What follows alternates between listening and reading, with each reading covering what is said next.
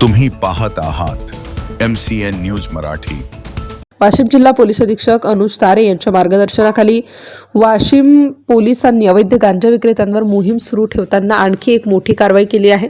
स्थानिक गुन्हे शाखेने शेलू बाजार येथे सापळा रचून 2 किलो गांजा घेऊन येणारा इसम रंगेहात पकडला।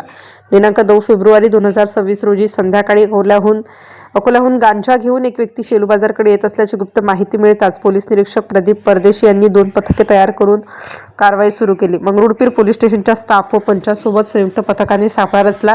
या घटनेत पोलिसांनी सोनू उर्फ शेख राझिक शेख मोहम्मद वय 26 वर्ष या आरोपीस अटक केली असून त्याच्याकडून सुमारे 40,000 रुपये किमतीचा 2 किलो गांजा जप्त करण्यात आला। पंचनामा आरोपीवर NDPS ऍक्टच्या कलम 8 क 20 ब 2 नुसार गुन्हा नोंद करण्यात आला आहे। ही कारवाई SP अनुज तारे यांच्या मार्गदर्शनाखाली ASP लता फड, SDPO विशाल क्षीरसागर तसेच स्थानिक गुन्हे शाखा आणि मंगरुळपीर पोलीस स्टेशनच्या पथकांनी संयुक्तपणे केली आहे। MCN न्यूज मराठीकरिता विश्वास कुटे, वाशिम।